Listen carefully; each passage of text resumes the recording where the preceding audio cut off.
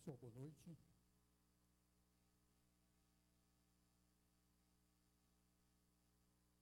Semana passada eu vi que algumas pessoas saíram relativamente um pouco assustadas quando eu falei muito sobre a gente estar vivo quando está no agora e nós estamos mortos quando não estamos no agora.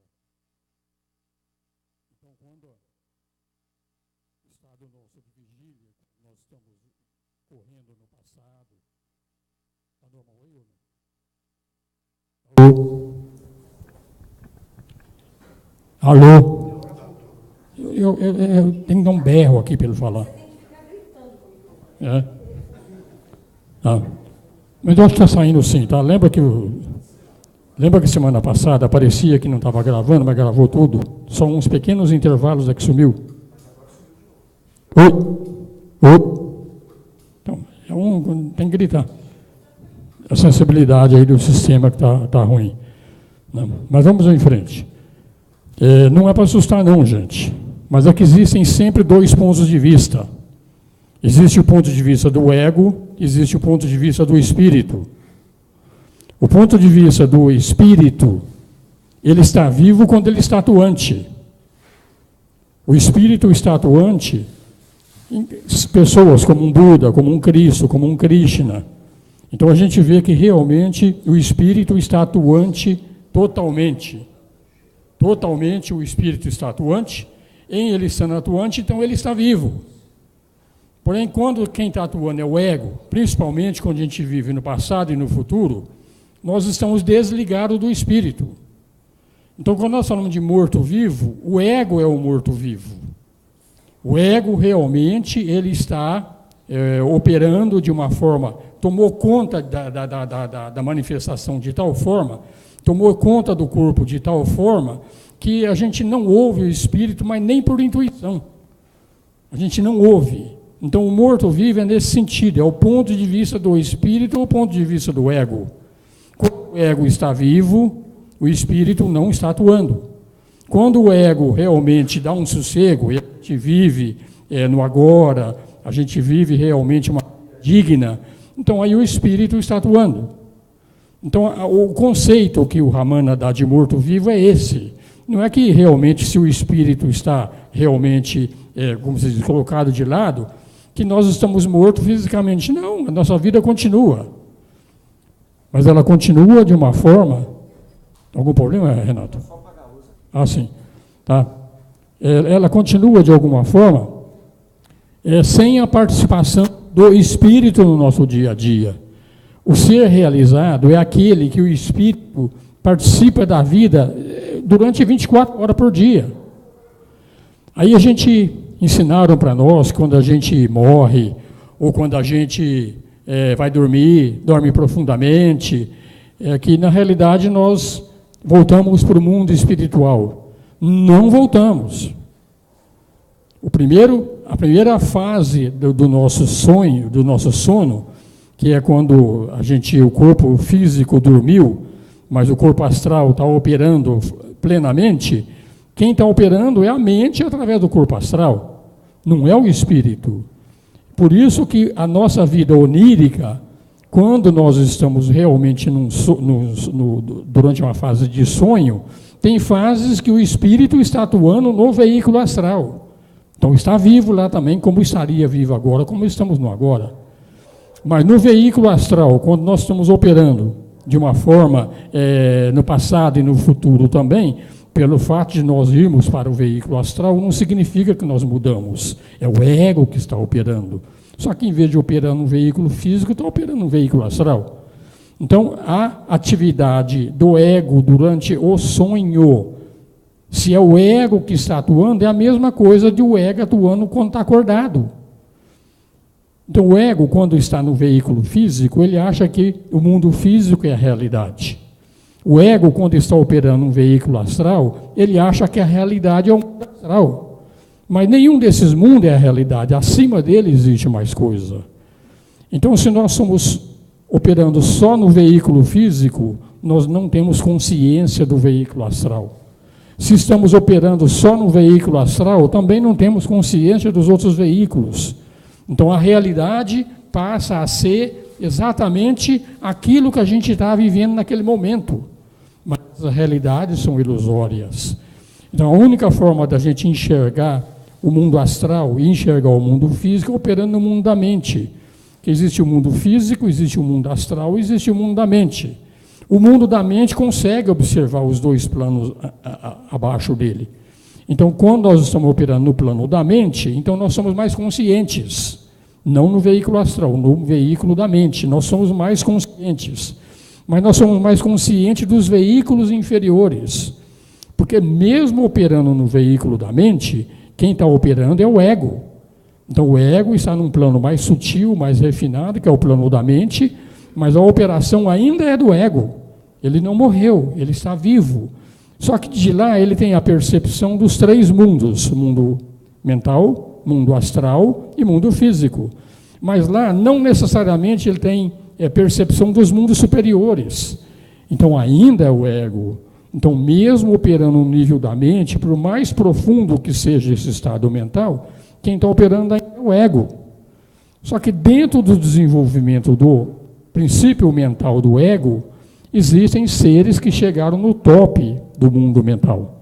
Então eles chegaram lá e têm uma consciência relativa dos mundos superiores, que são os mundos búdico, átmico e vai lá para cima. Mas ainda é o ego. Então quem está operando no mundo da mente é o ego. Então não é o espírito ainda, mas tem alguns egos que são bem desenvolvidos, tá?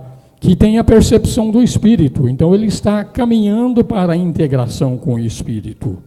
Então esse é a realização. Quando no nosso plano mental a gente tem a percepção não só dos mundos inferiores, como temos a percepção dos mundos superiores. E trabalhamos realmente para a autoentrega final, quando haverá a dissolução do ego. Perceberam? Então, quando nós estamos falando em morto-vivo, não é zumbi, tipo esse filme que a gente vê na TV, o cara mordendo no pé do outro, não é nada disso que nós estamos falando. Tá? E às vezes dá essa impressão que a gente fala isso, que morto-vivo é isso aí. Não, morto-vivo é aquele cara que está usando um determinado veículo, seja físico, seja astral, seja mental, e não tem a percepção do superior. Esse é um morto-vivo. Aquele que tem a percepção do mundo superior, esse está vivo. Então, as experiências nossas, mesmo no mundo físico, quando são experiências no agora, são experiências para nosso desenvolvimento, para o trabalho coletivo, tudo mais, então a nossa consciência maior está trabalhando. Então, nós todos temos, com certeza, experiências diretas de realmente o trabalho voltado para Deus. Todos nós temos, gente. Por mais que a gente não perceba isso, todos nós temos. A mãe tem, a mulher tem através da maternidade, o pai através de outros tipos de trabalho. E nós estamos fazendo trabalho para ajudar o coletivo. Então, sempre que a gente está voltado ao coletivo, então, o princípio espiritual está operando. Então, esse é o princípio. Então, gente, entenderam o que é o morto-vivo? O morto-vivo, de acordo com os mestres, são aqueles que estão operando no mundo físico sem a menor consciência de quem nós somos na realidade. É só o ego que trabalha. Não há chance do espírito participar, utilizar o corpo. O corpo é do espírito, foi o espírito que criou o corpo. O corpo não é do ego. Então, a autorrealização é entregar os veículos para quem os criou, e não para o ego, que realmente é uma figura espúria, e nós vamos falar dele hoje, quando nós vamos falar sobre a alma. Tá? Então, enquanto a gente não tiver uma certa convicção, baseada nas aulas anteriores, de que o mundo é uma ilusão, que o mundo não é uma realidade, que a realidade é o espírito, enquanto a gente não tiver essa percepção, nós não vamos realmente fazer o trabalho da Maha Yoga. Por isso que esse curso está indo até agora, devagar, a gente foi insistindo, mostrando sobre a felicidade, mostrando somos felizes ou não somos felizes, mostramos a irrealidade do mundo, agora nós vamos falar sobre a irrealidade da alma. Isso é mais dolorido ainda, porque, de acordo com o que a gente aprende nas diversas religiões, tá, a alma é o princípio maior que existe. A alma é a realidade. Maha-yoga vai tentar demonstrar que a alma não é realidade. A alma é alguma coisa que se interpõe entre o corpo e o espírito. Então, essa coisa que se interpõe entre o corpo e o espírito é o que nós chamamos de alma, eu superior, outras coisas. Mas tudo que se interpõe entre um corpo e o espírito, então foi criado. Então, a alma foi criada. E tudo que foi criado vai ser dissolvido. Então, hoje nós vamos falar sobre isso e tentar demonstrar, de acordo com os conceitos da Maha-yoga, que esse princípio que a gente chama alma é o ego, é a mente. Então, o que há, mesmo o mais elevado das pessoas que trabalham no mundo mental, a gente pode chamar um Krishnamurti, pode chamar um Alice Bailey, pode chamar um Mestre Moria, um Mestre Kutumi, todos eles têm uma consciência por trás deles, assim como eu tenho uma consciência por trás de mim, e todos vocês têm uma consciência por trás de nós. Mas quando a gente fala de um mestre, o tibetano, falamos do Rakoczy, nós estamos falando do princípio alma desses caras. E o princípio alma deles é muito elevado, perto do nosso, porque a alma, assim como a personalidade evolui, a alma também evolui. Então, dentro desse processo de evolução da alma, esses seres chegaram no top que se chega lá. Mas por trás desse princípio evolucionante desses mestres que nós falamos aí, existe a consciência pura. E essa é a meta. A meta não é parar na mente. Mesmo para aquele que chegou nesse estágio avançadíssimo, que são esses mestres que nós estamos falando, todos eles também, por trás deles, têm uma consciência pura. É a consciência pura que criou um mestre tibetano. É a consciência pura que criou um mestre Rakoczy, e vai por aí afora. Mas a realidade é a consciência pura. O mestre em si é um veículo de manifestação da consciência pura, e esse veículo chegou no máximo que se pode chegar dentro do plano mental. Mas dentro do plano mental também é criado, também é ilusório. A alma é este processo, dentro do que a gente estuda na teosofia, a gente chama a alma de, tem 3 princípios, a gente chama de Atma, Buddhi e Manas. Atma, Buddhi, Manas. A personalidade, nós falamos de 3 veículos, físico, astral e mental.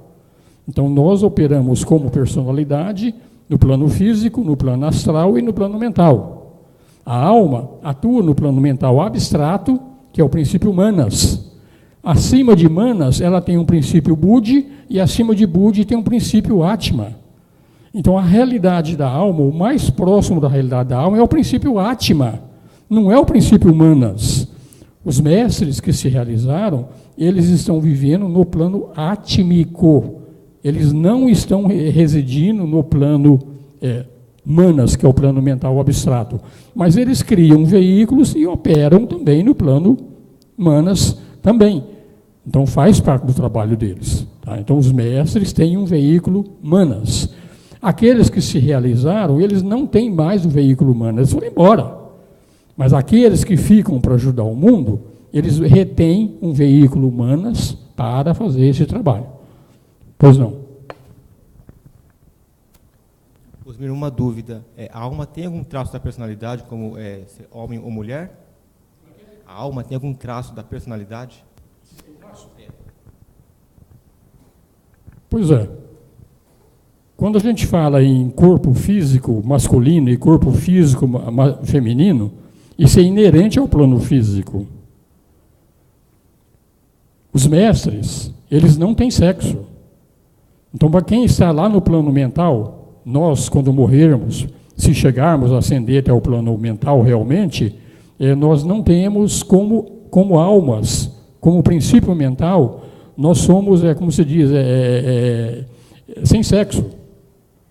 Então somos ora masculino, ora feminino, quando nós encarnamos. Por que nos tornamos ora masculino, ora feminino? É dentro da dualidade.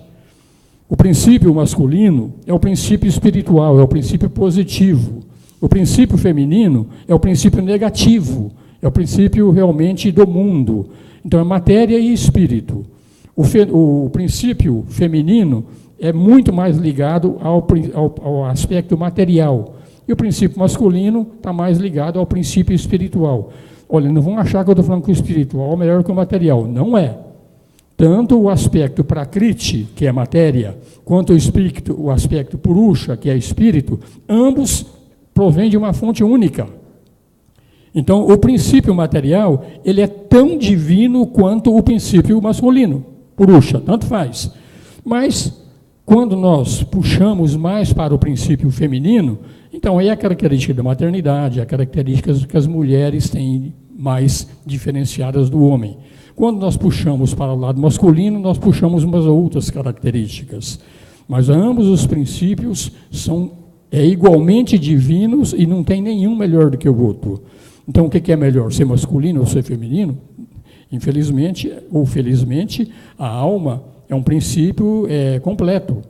Então, ela tem os dois princípios a serem desenvolvidos, a serem trabalhados. Então, a alma em si, ela é assexuada. A manifestação da alma, sim, ela é sexuada, ora de uma forma, ora de outra forma. Então, quem não está satisfeito em ser mulher, que reclame para a tua alma lá, que é ela que botou você nessa fria. E vice-versa. Tá? E vice-versa. Tá? Inclusive, isso aqui vem muito de encontro com um tema que a gente fala muito hoje, que é justamente esse aspecto, né, de homem que tem um corpo masculino e tem uma mente feminina, ou vice-versa, né? Isso é uma realidade. Isso é uma realidade. Eu sei porque aquele corpo realmente veio masculino, mas aquela mente que está encarnada, ela ainda tem muitas reminiscências de vidas passadas, do lado feminino ou do masculino, tanto faz, e gera esse descompasso.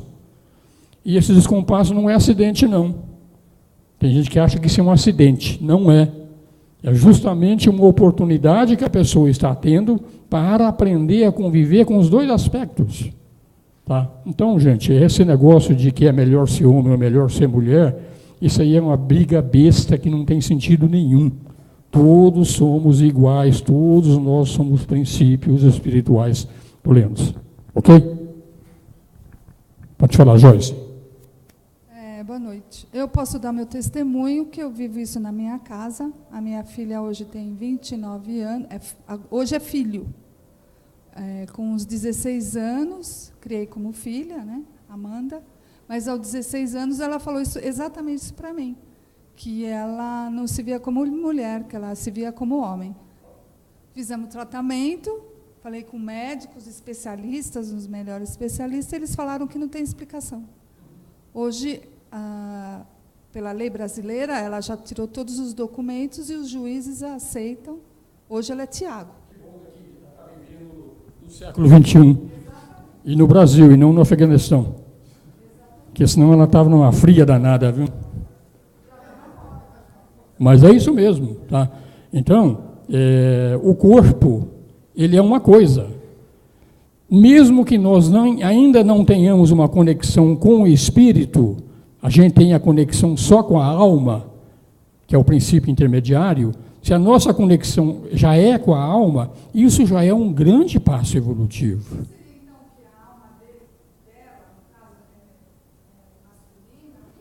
Pois é, a alma existe no plano mental, tá? O ser realmente, o ego realmente, aquele que mantém todas as encarnações dentro dele, ele opera no plano causal. É no último estágio da mente. O plano causal tem 7 níveis diferentes.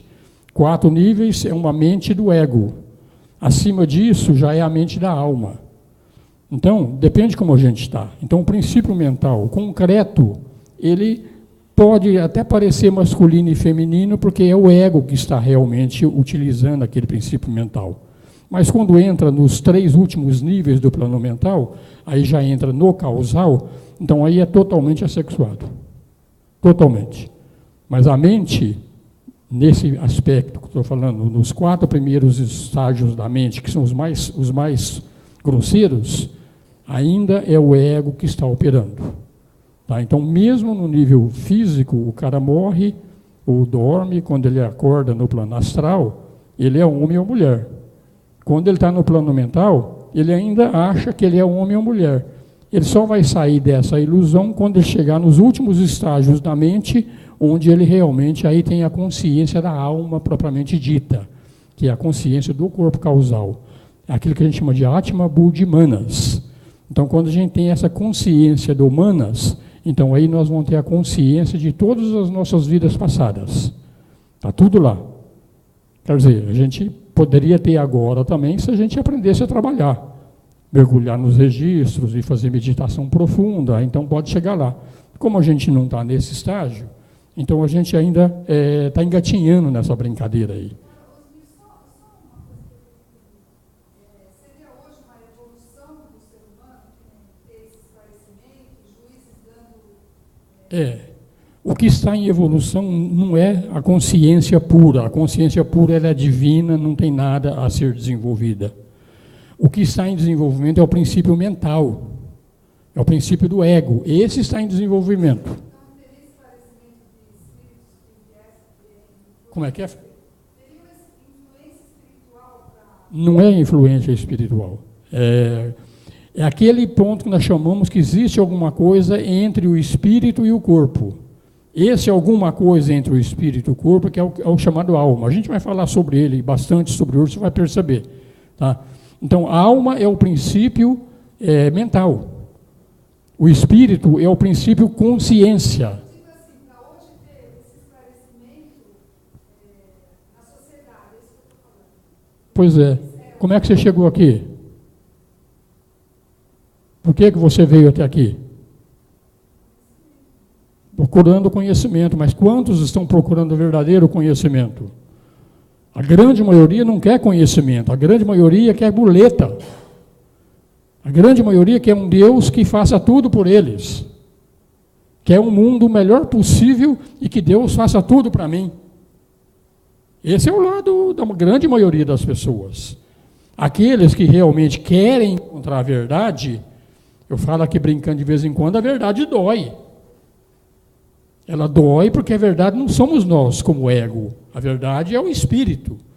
E para o espírito realmente existir, o ego tem que desaparecer. Não tem jeito. Só tem espaço para um.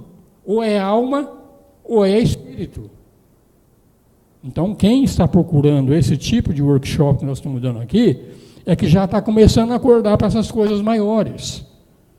Quem não está preparado para encontrar isso, ele não vai chegar até aqui, ou outros grupos similares a esse. Não chega. Porque o próprio princípio espiritual só permite que a gente realmente entre nesse tipo de discussão quando a gente tem um mínimo de preparação para encarar essas realidades. Se a gente não tem um mínimo de preparação para encarar essas realidades, tudo isso que nós estamos falando aqui é abobrinha. Não tem sentido. Só para quem realmente está apto, está preparado para enfrentar algumas verdades, é que existem em Maha Yoga, existem outras coisas. Para quem não está preparado para esse tipo de coisa, é melhor procurar religiões de outro nível, filosofias de outro nível, mais voltadas à dualidade. É melhor. Mas a dualidade chega a uma determinada hora que a gente começa a cansar, começa a ver que esse mundo é uma barca furada e ao mesmo tempo é a salvação. Tá? Esse mundo é desse jeito, ele é furado naquele sentido, que é tudo ilusório, você não vai conquistar absolutamente nada aqui. Tudo que você conquista, você perde. Por outro lado, é aqui que a gente consegue a experiência necessária para a percepção da realidade. É aqui. Não adianta esperar morrer para resolver lá no plano manásico, lá no Manas, Atma Buddhi Manas, para resolver lá não, tem que resolver aqui. Então esse é o lado. Então quem está tendo essa oportunidade, gente, aproveitem. Aproveitem e mergulhem fundo. Tá? Sabe lá quantas vezes, quantas vidas nós vamos ter sem outra oportunidade como essa. Quem garante aqui, por exemplo, Vamos falar aqui que o Wagner daqui, na próxima encarnação, o Wagner não vem com minhoca. Eu sei lá. Não sei. Então, aproveite agora. É isso que os mestres falam para a gente. Acreditem naquilo que vocês estão seguindo. Acreditem naquilo que estão falando para nós. E vão fundo. Aproveitem. De repente, na próxima, a gente não tem oportunidade, mesmo que venha, como se diz, numa encarnação humana. Imagina você tivesse vivendo lá no Afeganistão, como é hoje. Mulher lá nem alma tem. Nem alma tem mulher. Né? Então é isso aí, gente. Então é hora de aproveitar essa oportunidade e trabalhar firme. Mas deixa um pouquinho, Joyce, vamos andar um pouco, que você vai perceber o que é esse princípio aí.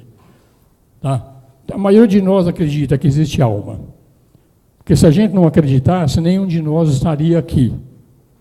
Então isso é princípio, isso é premissa. Todo mundo acredita que tem alma. Porque se a gente não acreditasse que a gente tem alma, a gente, como eu estou falando, não estaria aqui. Nem aqui, nem em nenhuma outra religião. Que toda religião prega que alguma coisa sobrevive depois da morte. Tá? Mas a grande maioria das religiões pregam que, que a nossa alma nasce no nascimento e que depois ela sobrevive depois da morte. Mas alguma coisa criada. Aí já é um princípio errado. Aquilo que é criado não é eterno. Se não é eterno, então, pelo princípio que a gente está falando de realidade aqui, não é real. Ok? Então nós já sabemos. Tá? A gente acredita em alma. Essa alma percebe, pelos objetos do sentido, o mundo exterior. Tá? E a alma é a autora dos pensamentos que vêm na mente. E admite que existe uma alma distinta para cada corpo. Não é todo mundo acredita nisso? É desse jeito? Todo mundo acredita que é isso aqui? E é desse jeito. Mesmo não sendo realidade, é desse jeito. Tá? Só que a grande maioria das religiões, das filosofias, falam que a realidade é a alma. Então não é que a alma não existe, ela existe, mas não é a realidade. Porque se ela foi criada, então tudo que é criado não pode ser real. Vai acabar. A vida mostra isso para a gente. A alma que consideramos como sendo eu. Então o Osmir é uma alma. Então a gente acha que o meu eu é a minha alma. Essa é a realidade. Tá? E como se limita a um corpo e a mente a ela associada, então a gente acha que a alma é uma coisa finita. Por que a alma é uma coisa finita? Então eu acho que o Osmir é uma alma. E o que o Osmir sabe, não sabe nada do que a Ana sabe. A Ana é uma outra alma, num outro corpo, totalmente separada de mim, e ela tem uma alma separada, eu tenho uma alma separada. Portanto, se eu sou separado de todos vocês, e vocês é separado de todos mim, então todos nós somos finitos. Então minha alma é finita, ela não é infinita. A alma, Osmir, tem uma atuação dentro daquilo que o Osmir está operando. Fora da minha realidade, a minha alma não está operando. Então a alma é finita. Essa é a ideia que todos nós temos, ela é finita. Se ela é finita, então ela não pode ser onipotente, onipresente, onisciente, nada disso. Acreditamos que esses pequenos seres, nós somos limitados, sujeitos às leis de espaço, tempo e causalidade. Está indo bem? Tá? Então a gente está sujeito a essas leis de espaço, tempo e causalidade. Porque já que nós somos finitos, se nós somos finitos, nós estamos no espaço. Se nós estamos no espaço, nós estamos no tempo. Então, essa compreensão, nós somos sujeitos, inclusive, à causalidade. A causalidade é a lei do karma. Então, tudo que a gente faz vai gerar efeito, que depois a minha alma vai ter que arcar com os efeitos daquilo que o Osmir fez. Então, esse é o princípio que a gente aprende. E a maioria acredita que esse eu toma uma sucessão de corpos, e não é por vontade dele mesmo, mas compulsão devido ao karma. Compulsão devido aos efeitos de ações e reações. E tem o dogma de que as almas são diferentes de Deus. Então esse é o conceito que ensinam para nós. E vou dizer, isso aqui 99,99% de todas as religiões e filosofias ensinam desse jeito. Tá? Alguns creem que essa distinção entre as almas vai desaparecer com a libertação, tá? Mas todos os outros acreditam que a separação é eterna, que a alma vai continuar sendo diferente de Deus eternamente. Tá? Então Deus é um, a alma é o outro. É o que todo mundo acredita e acha. Tá? Então Deus criou essa alma do Osmir no momento do nascimento, e essa alma, depois da morte, vai ficar à direita de Deus ou à esquerda de Deus, de acordo com os merecimentos que eu fiz nessa minha própria vida. É isso que a gente ensina para a gente. Você vê que ensinam cada barca furada. Esse princípio alma depende do que o Osmir fez. O Osmir já fez muita coisa boa, mas já fez coisa ruim também. Quem é que nunca fez? E o karma? Acaba? Então vamos ver o que fala aí. Então todos esses crentes supõem que a mente, que o nosso princípio mental é esse eu. Tá? Se os crentes estivessem certo, o eu seria uma pessoa, a alma seria um indivíduo. Então a realidade seria uma pessoa. Uma pessoa melhor do que o Osmir, mas uma pessoa, uma individualidade, separada, limitada, sempre sujeita às alternâncias que acontecem no mundo. Tá? Ramana fala, o corpo ele é inerte. O corpo não fala eu. O corpo nunca vai falar eu ou meu. É só ver quando a gente morre. O corpo continua lá inteirão. Ele não fala eu depois da morte. Não me leva para cremar. Não me enterra que eu não quero. O corpo não fala isso. Então o corpo é inerte. Acho que não há dúvida quanto a isso, tá? A consciência real, ela não aparece nem desaparece. O corpo ele é inerte. Mas a consciência permanece. Então, entre os dois, tem um negócio espúrio, assume tamanho e assume a forma do corpo. Esse negócio espúrio é esse eu que nós estamos falando, é esse princípio de alma, que aparece entre a realidade e o ser. Isso é a mente servindo de ligação entre consciência e corpo. Isso está de acordo com os ensinamentos da teosofia. Quando a gente fala que existe um princípio personalidade, existe um princípio eu superior, existe a mônada. Então, esse eu superior é essa coisa que aparece realmente entre o corpo e entre nós como espírito. Tá? Então, se você estudar teosofia, se você estudar Rosa Cruz, se você estudar antroposofia ou outras filosofias, todas falam a mesma coisa, todas falam exatamente a mesma coisa. Tá? Então, é uma coisa espúria que é chamada de alma. Só que a grande maioria acha que esse negócio chamado alma realmente é o top da realização. É um passo intermediário. É um passo intermediário. Porque nós, como personalidade, nós somos espelho dessa alma. Mas a alma é espelho do espírito. Só que, quando a gente fala em espelhos, a gente tem que observar que o espelho nunca é perfeito. Então, a personalidade, ela não tem a perfeição da alma. A alma é mais completa do que a personalidade. Mas a personalidade, por sua vez, ela também não é perfeita como o espírito. Ela é um reflexo. Então, assim vai entrando dentro desses mundos todinho, e quanto mais nós estamos no mundo material, no nosso caso, com a personalidade, agora no estado de vigília, chegamos no mais inferior dos planos, então nós somos imperfeição da alma, que é imperfeição da mônada, e a mônada, ela está ligada ao logos, então a própria mônada é uma imperfeição do logos, isso não tem fim. Isso não tem fim. Então, o que é evolução para nós? A evolução para nós hoje é sermos um veículo o mais próximo possível para retratar aquilo que a nossa alma efetivamente é. E a nossa alma, por mais limitada que ela seja, esse princípio, esse eu, ego, esse princípio já teve 200, 300 vidas humanas, já teve vidas animais, já teve vidas minerais, vegetais e tudo mais. Então, esse princípio que está lá nesse corpo causal, ele realmente é muito antigo.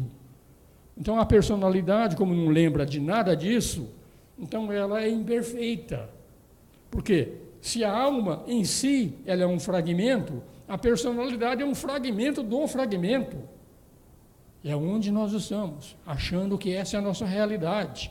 Tá? Então, não existindo o sentido de ego, não existe alma individual, e ela brilha durante a vigília e o sonho e desaparece durante o sono. Então, esse princípio chamado alma, ele é operante enquanto nós estamos acordados ou quando nós estamos sonhando. Então, esses princípios são operantes. É o princípio alma, é o princípio realmente ego. Ele é operante. No sono profundo, ele não opera mais. Então, a gente vê que tudo isso é um processo que é criado e descriado todo dia. O nosso estado de vigília é quando a gente acorda. O nosso corpo, ele é quando a gente acorda, que quando o corpo está dormindo, é a mesma coisa de estar morto. Não existe. Então, essa é a realidade. Então, a gente começa a perceber que, se nós conseguirmos retratar a nossa alma, já é um grande passo na nossa evolução. O próximo passo da nossa evolução é a alma, criar uma personalidade capaz de perceber o espírito. Coisas que todos nós podemos fazer. Até você, Renato. Você também pode. Fica tranquilo. Vai. Fica lá. Podemos, gente. É questão de percepção, é questão de acreditar, é questão de realmente se esforçar para essa realidade. É o trabalho. Evolução é só isso. Evolução é você retratar alguma coisa maior do que você. Cada um de nós está apto, nesse instante, a fazer mais do que nós fazemos. É acreditar que nós, não só acreditar, que a gente acredita em que nós somos alma. Todo mundo aqui acredita? Quem não acredita? Todo mundo, né? Todo mundo acredita que é um espírito? Você também, César? Também acredita? E por que a gente age como pessoa? Se a gente acreditasse que a gente é uma alma, ou se a gente acreditar que a gente é um espírito, a gente deveria agir de acordo com a alma e de acordo com o espírito. Então, no fundo, nós estamos sendo hipócritas. Essa é a realidade. A gente fala que eu acredito que eu sou uma alma, eu acredito que eu sou um espírito. Mas no nosso dia a dia a gente age só como personalidade.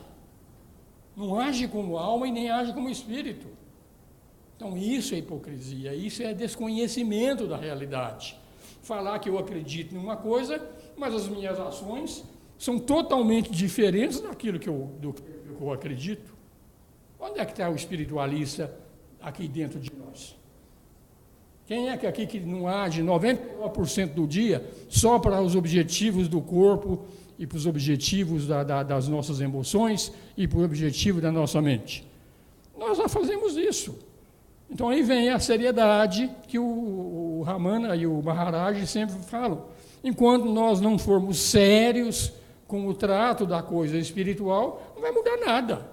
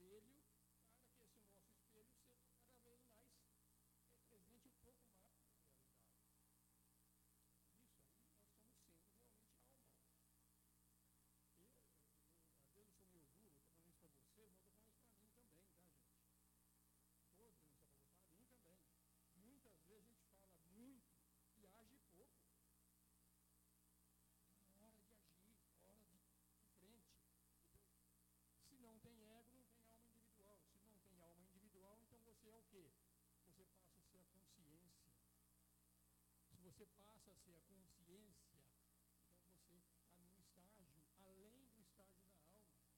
Você galgou mais um degrau dentro do processo evolutivo. Esse processo não tem fim. Não tem fim.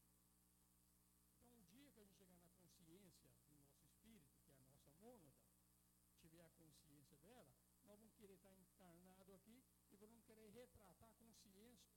Existe além da mônada, que é o Logos. Chegou na consciência do Logos, gente, isso aí não tem fim. Então, esse é o processo evolutivo, é você procurar ser o mais fiel possível ao princípio que está acima. É isso que nós estamos procurando ser. A alma é algo intermediário. Então, você retratar ela já é um bom negócio. Mas você vai ver, daqui a pouco, que a alma também tem um monte de imperfeições. Que ela é espelho do espírito. Então, ela também tem imperfeições.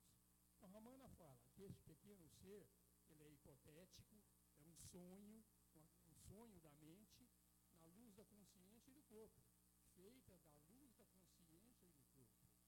Então, a luz da consciência reflete nesse negócio chamado alma, associado com o corpo. Então, o reflexo da consciência na mente, associado com o corpo, essa simbiose aí é que faz esse negócio chamado alma. Tá? Essas duas coisas se juntam, é o resultado desse ser incongruente, que a gente chama de alma individual. Aí você vem e fala, eu sou o Edmilson. Aí você me fala, eu sou o Edson. Por quê? Limitou. Acima desse ser, que é chamado alma, que é hipotético, existe algo muito maior do que ele, que é realmente o espírito, ou que é a mônada que nós chamamos. Quando você retratar a consciência pura desse ser chamado mônada, que aquilo chamado, o nome dele é eu sou, quando você retratar o eu sou, você vai continuar sendo o cara encarnado aqui, mas com uma consciência muito maior do que a consciência que você tem hoje. Que a consciência nossa hoje é a consciência da personalidade. Chegamos na consciência da alma, depois nós vamos chegar na consciência da mônada. Gente, isso já é mais do que realização, dentro daquilo que ensinam aqui, através dos caminhos das iniciações. A quinta das iniciações que falam para nós aqui, todos os princípios do corpo, da personalidade, se entregam com os princípios da alma. Então, Atma, Buddhi, Manas. Depois, mente, astral e físico, torna-se uma coisa única. Esse é o estado do Buda e do Cristo. O corpo retrata exatamente aquilo que Atma, Buddhi, Manas quer. Aí, nós deixamos de ser hipócritas e passamos a ser realmente uma alma, um eu superior no nosso dia a dia. Tá? Então é descrito que a ligação entre a realidade, que é o ser, e o corpo, tá? Identificado como o eu, que não é o corpo físico, às vezes é a mente. A gente acha que o eu é o corpo físico. Isso é a pior das coisas que existe. Quando nós achamos que o eu é a mente, já melhorou um pouquinho. Mas a grande maioria acha que o eu é o corpo. Eu sou o corpo. Falamos aqui de ignorância primordial diversas vezes.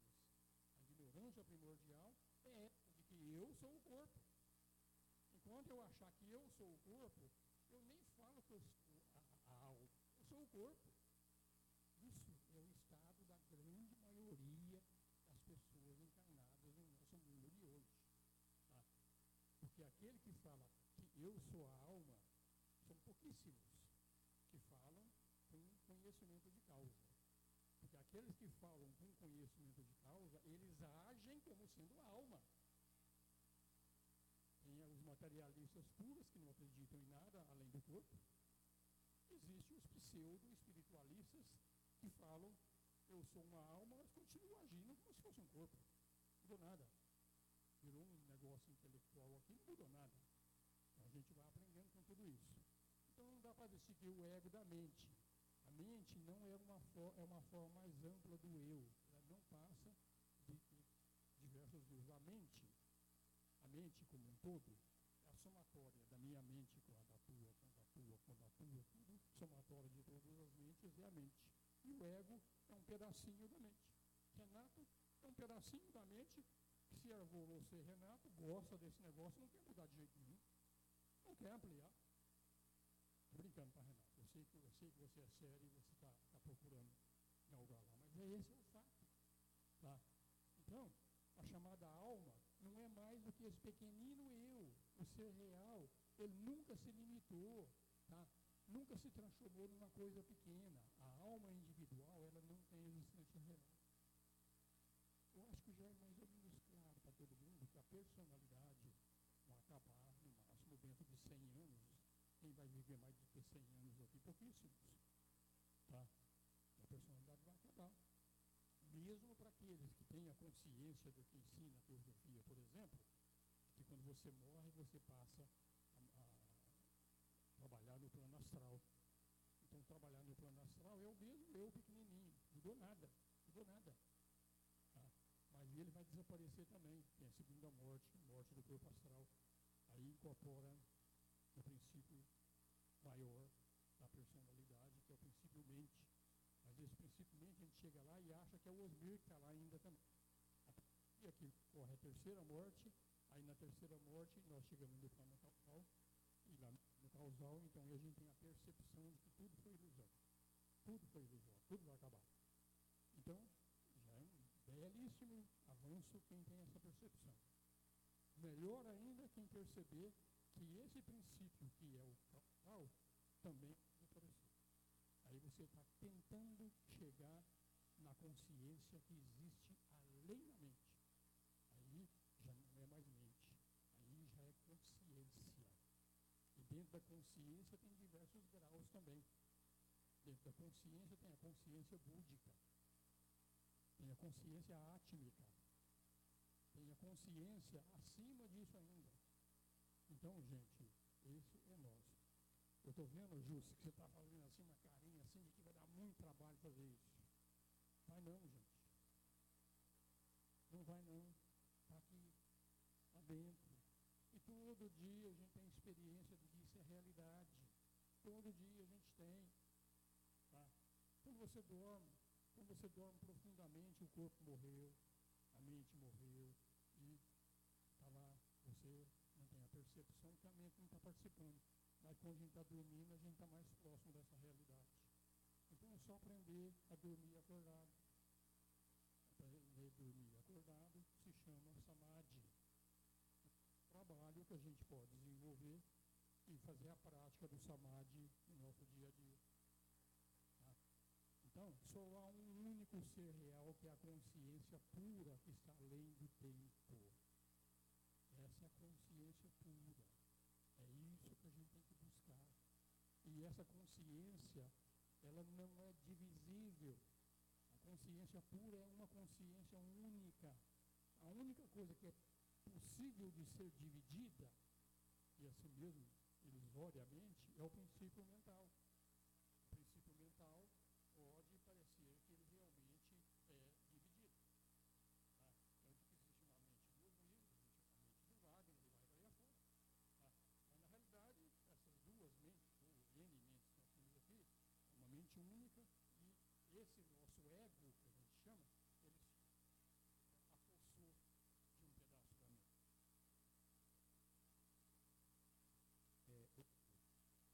A minha pergunta é o seguinte, nós vemos que pessoas realizadas, não sei se eu estou certo ou não, elas abriram mão, como Cristo, né? Ele abriu mão de um período de muitas coisas para vivenciar mesmo o espírito ou a realidade dele, né? Buda também, nós estamos acompanhando a sua história, chegou um momento que ele deslumbrou o espírito e abriu mão do seu contexto pessoal para viver uma realidade. Tem Francisco também, agora recente, que também tinha sua riqueza, abriu mão de tudo para viver uma realidade espiritual, ou um espírito. Nós poderíamos fazer isso na vivência nossa atual? A pergunta que eu te faço é: quem é que tem que abrir mão de alguma coisa? É só o princípio inferior. O princípio superior é o todo. O todo não tem que abrir mão de nada. Ele é o todo. Então, quando você vai abrir mão de alguma coisa, então, você está trocando uma coisa pequena por uma coisa muito maior.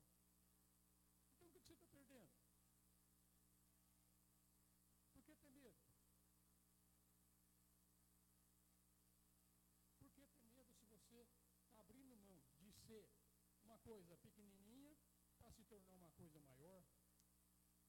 Para que esse medo? É isso aí. A palavra é medo. E quem é que tem medo? É a consciência pura que é o todo? Não. Quem tem essa coisa espúria, chamada ego, que tem medo de perder um negócio chamado individualidade. Tem medo de não ser mais nada. Mas o ser que se tornou um Buda, antes dele ser um Buda, ele era um Siddhartha. Quando ele se tornou um Buda, ele deixou de ser o Siddhartha. Você lê a vida dele. Siddhartha continuava existindo. Ele continuou ensinando multidões. Ele teve um filho chamado Rahula. Então, o cara que aumenta a consciência, ele não perde a consciência individual. Ele mantém a consciência individual. Só que além de ter a consciência individual, ele tem uma consciência maior. O que ele perdeu? Analisa friamente. O que ele perdeu? Nada. Então o que é? É o medo da ignorância. É o medo do rio que vai chegar no oceano. Rio Amazonas, aquele negócio portentoso lá. Quando ele chega na beira do mar, ele tem um medão danado, que o Amazonas vai desaparecer e vai virar o mar. Então o Amazonas deixou de existir? Não, está lá dentro do mar. Ele não deixou de existir. A água que era do Amazonas continua lá. Mas aqui tem medo. Eu vou voltar de novo no ensinamento do Upanishads. O rio, antes de ser rio, ele era mar. É a evaporação da água do mar, que em vez de fazer chover lá nas montanhas, lá nos Andes, aí nasceu lá nos Andes o rio Amazonas, aí o rio Amazonas voltou para o mar. Então o rio deixou de ser rio para se tornar um mar? Não, ele está voltando a ser o que ele era. Então não tem sentido ter medo. É isso que o Upanishads ensina, é isso que o Buda ensina, o Ramana, o Maharaj. Você vai se tornar aquilo que você era antes de entrar nesse mundo da encarnação. No mundo da encarnação você é o rio. No mundo da consciência pura você é o oceano. Por que ter medo?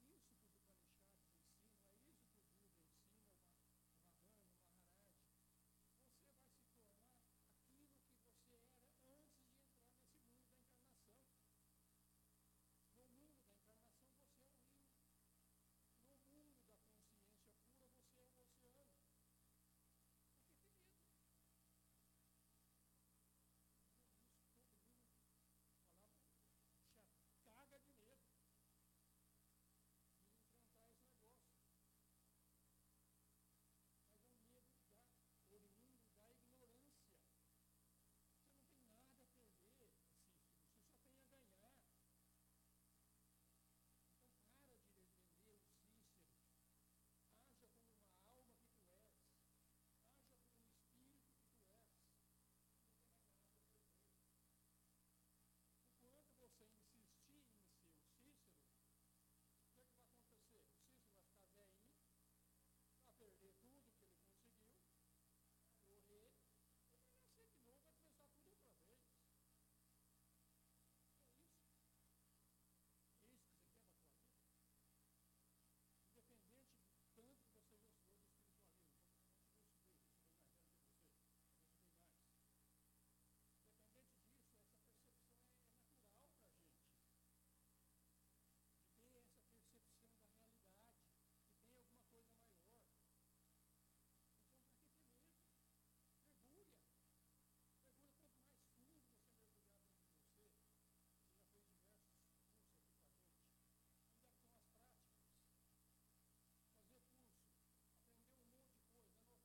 dia a dia ser uma realidade, isso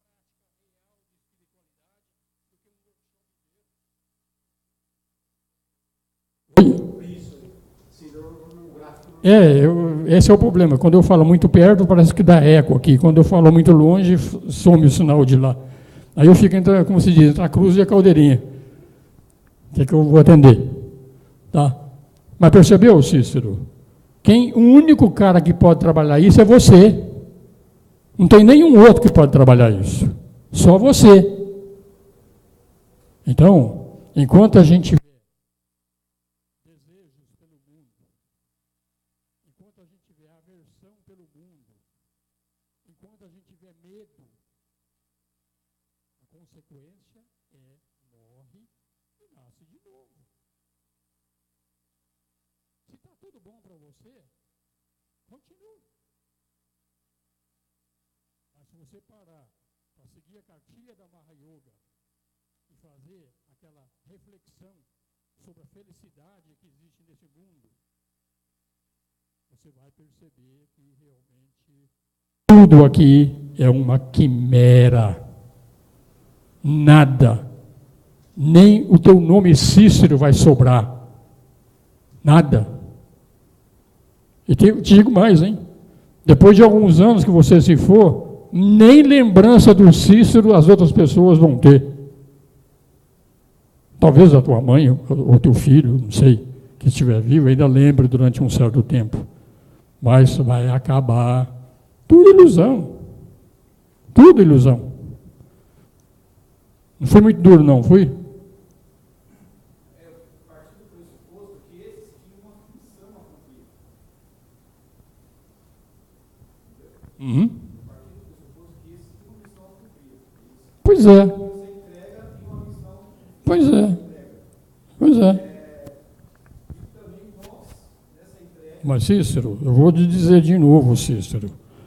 Se você procura a Sociedade Teosófica ou outros grupos, fez um curso, leu um livro, faz tudo isso, e você parte do pressuposto de que isso aqui, tudo que é ensinado é baboseira, então é melhor ir para o boteco tomar cerveja. Então você acredita. Está dentro de você, aquela sementinha está lá. Então falta o quê? Joga água nela. Joga água nela. Acredite, é isso. Nada que é teu vai sobrar. Nada. Nem esposa, nem filho, nem mãe, nem pai, nada. Tudo é um sonho. A única coisa que existe é a alma. Vai continuar existindo durante um certo tempo, mas ela vai continuar existindo.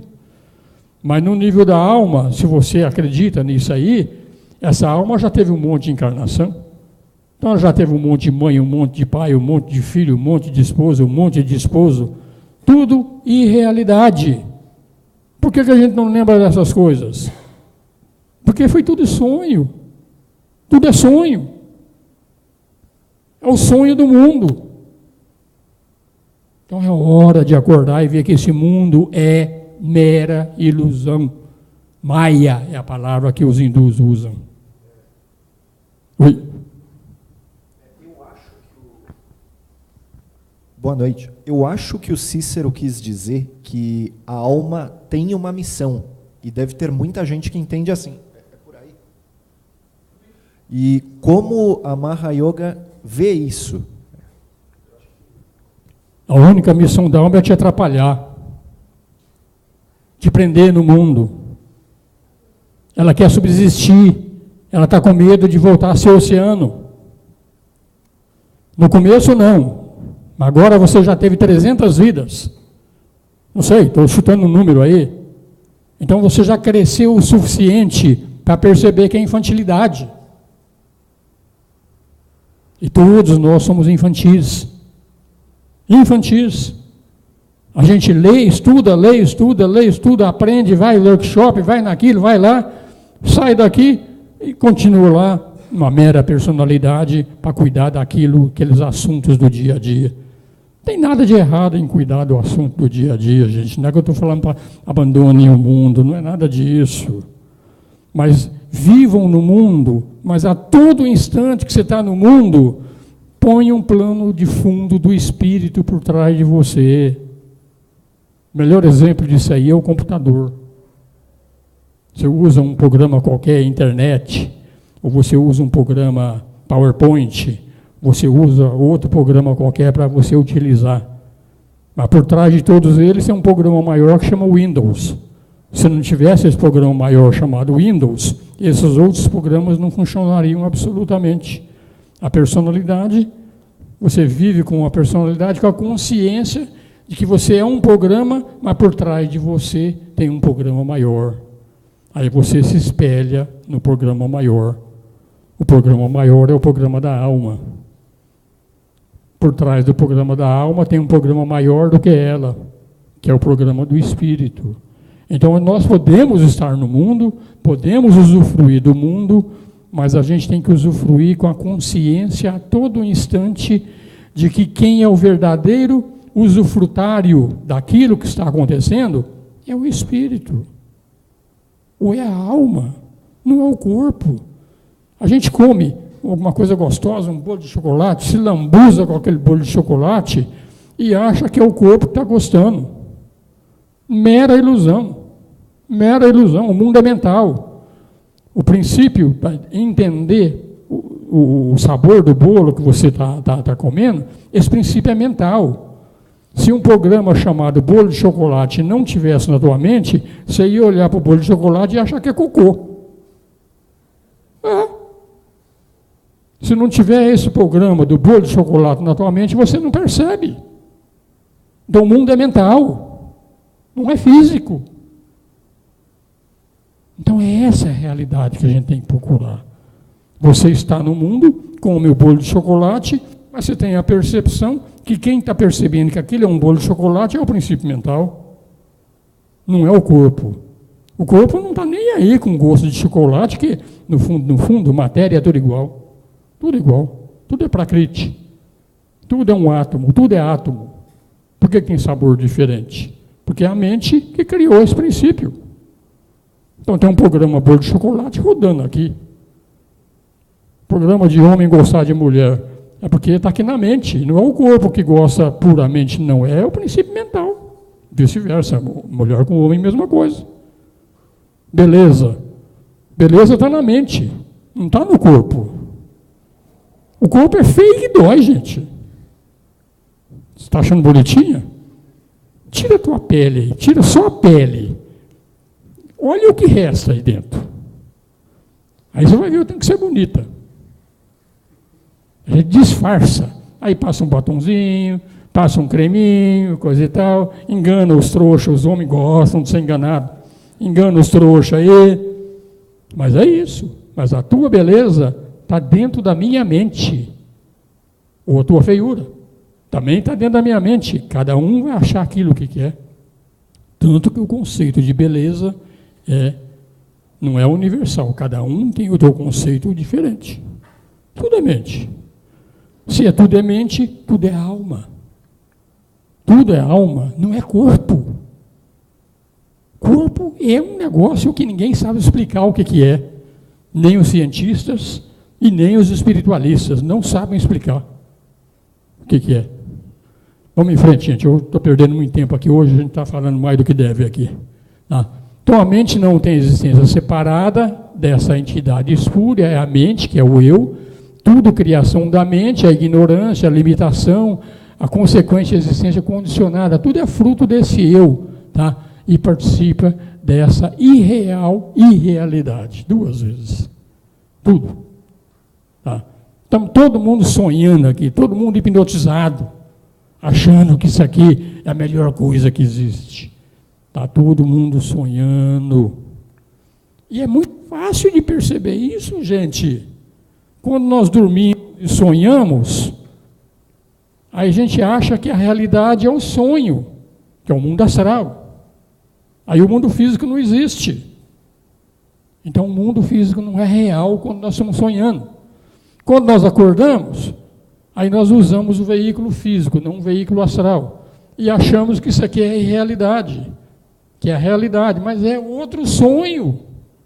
Nós saímos de um sonho no mundo astral, entramos num sonho no mundo físico e achamos que isso aqui tudo é realidade. Tudo é realidade. Esse é o trabalho que nós temos que fazer e começar a perceber e levar isso a sério. Eu não estou bravo não, gente, eu estou falando meio... Mas é para marcar. É para marcar mesmo. Quando você fizer alguma coisa, tenha a consciência de que você está num sonho. Você é a alma. Mesmo que você não esqueça o conceito de espírito, tá? Se você tiver a consciência de que você é a alma, já é bom. Consideramos os fatos sem preconceito, esse ensinamento é correto. não tem prova de uma alma individual que não seja esse eu. Então, a alma individual é esse eu, esse pequeno eu. Ele é uma entidade espúria que vai desaparecer. Por trás dele existe a consciência pura, e a consciência pura, ela não é divisível. Então, esse eu é a ignorância primordial. Então, quando a gente fala que a ignorância primordial é o corpo físico, quando a gente aprender um pouquinho mais, nós vamos ver que a ignorância primordial é a própria alma. É ela que é difícil de descartar. Se livrar do corpo é fácil. Morte, daqui mais 20, 30 anos, esse aqui já era, então eu descarto do corpo e percebo que é irreal. Mas essa entidade espúria vai continuar existindo, e se ela continua existindo, não resolve essa encrenca aqui nessa vida, a consequência é nascer outra vez. Nascer outra vez. Então aqui é um grande problema, mas é uma solução. É aqui que a gente vai achar a porta de saída daquilo que se chama de roda de samsara. Tá? Então essa existência condicionada, que a gente chama de vida, é baseada nessa quimera alma individual. A vida tem que ser cheia de mentiras e desapontamentos. Por que ela é cheia de mentira e de desapontamento? Porque não é real. Cada um conta a história que quiser para o outro. Cada um age de uma determinada forma. Tá? Aí a gente acha que o cara está agindo de uma forma errada. Não tem ninguém agindo de forma errada. Está todo mundo agindo de acordo com aquilo que você é. Então a gente acha que a ação do outro é errada. Errada não é a ação. Errado é a motivação por trás da ação. Tem que entender isso. A forma daquele cara agir tem uma motivação. Essa motivação pode ser uma motivação até egoísta demais. Eu quero ficar rico, então dane-se o outro, eu vou roubar dele.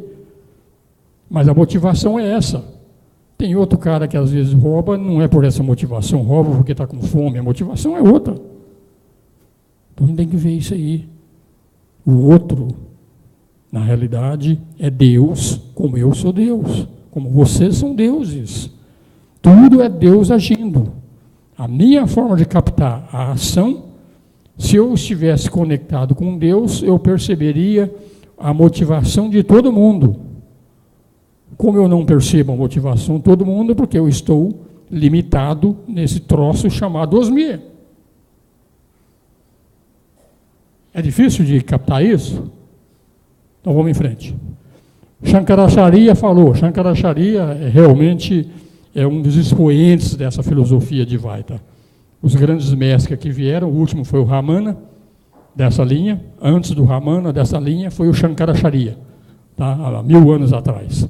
Enquanto houver a identificação do ser real com a mente, com o intelecto, vai existir essa aparência de individualidade condicionada para esse ser. Veja só, enquanto tiver identificação do ser real com o intelecto, quando o meu ser real estiver identificado com o meu intelecto, então esse ser real caiu em Maya, está preso. Todos nós aqui, ó, caímos em Maya, todos, sem exceção. Entramos aqui para dominar a matéria, que o objetivo dessa brincadeira todinha do espírito é dominar a matéria. Mas ele entrou aqui para dominar a matéria, e sabe o que aconteceu? A matéria dominou ele. É isso que está acontecendo. Quando você caiu em Maya, é porque o princípio matéria de Deus tomou conta de você. Todos nós temos um princípio espiritual para não se deixar ser iludido pelo princípio da matéria. Estamos aqui. Estamos trabalhando. Na realidade, não existe essa entidade como alma individual, exceto essa entidade espúria imaginada por nós. Esse cara não existe. Nós estamos num degrau acima, gente, tá?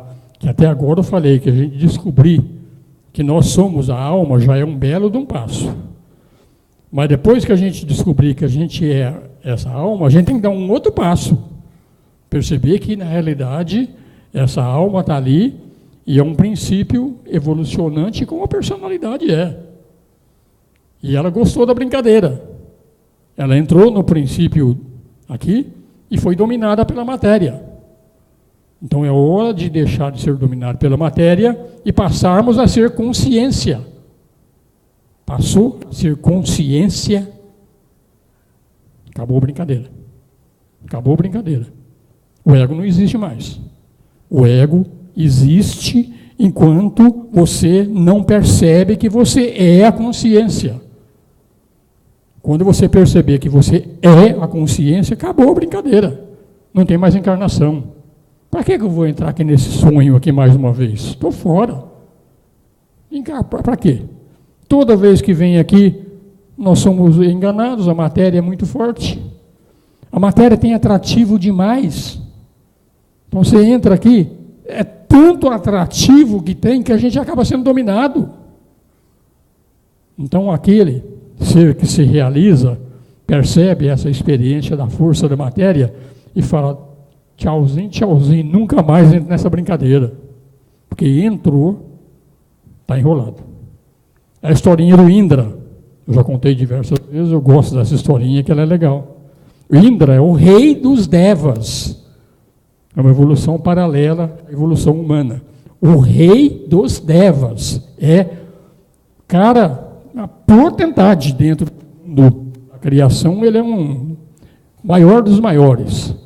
Ele resolveu dar uma vinda aqui para dar uma brincadeirinha aqui, ver como é que era esse negócio. Chegou aqui, entrou num chiqueiro,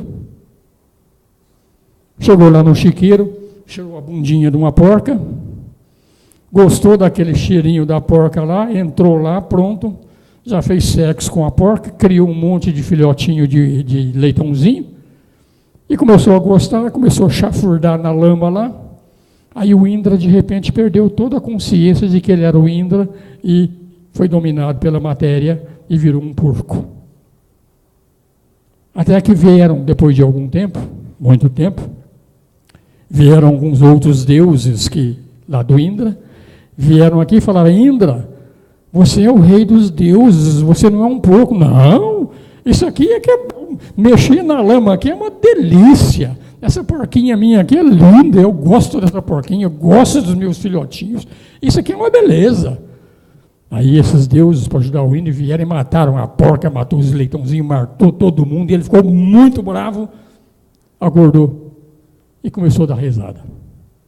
É o poder da matéria. A matéria atrai, a matéria domina, a matéria realmente é muito forte. Por isso que essa consciência pura que está atuando aqui no Osmir foi enrolada, e a de vocês todos foi enrolada também. Acha que a realidade é isso aqui que a gente vive. Mas nós somos o Indra, nós somos esses seres maiores, nós somos a consciência pura. Mas a gente não quer acordar, está satisfeito com a nossa vidinha, então fica chafurdando na lama lá, como o Indra fez. A historinha está nos Upanishads. Tá? Eles ensinam sempre através de historinhas, através de parábolas. Mas a gente vai indo. Tá? Vedanta fala, não existe um vidente, um audiente, um pensador, um conhecedor que não seja o ser real. Nós somos o ser real. Só que o ser real, na manifestação, acabou sendo iludido. Então tem que acordar para essa realidade. O eu é a única fonte das experiências de vida. Quando você fala, sou fulano, sou feliz, sou infeliz, sempre tem o eu sou. Sempre o eu sou. Tudo que você fala tem um eu sou. Eu sou mulher, eu sou homem, eu sou isso, eu sou aquilo, eu sou, eu sou, eu sou. Isso é a realidade. Eu sou. Eu sou Wagner. Se ferrou. Esse Wagner aqui também. Eu sou Wagner. Se ferrou também. Limitou. Eu sou. Mais nada. Estou livre. É simples. É muito fácil. Agora tem que vivenciar. Tem que acreditar que isso é realidade. Tem que trabalhar isso. Os sábios dizem que o eu sou não é coisa da mente. Eu sou é a luz do ser real, não é o ser real. O eu sou é a luz do ser real. Mas quando eu me transformo na luz do ser real, eu sou, mais nada, pronto, Eu sou tudo. Sou tudo.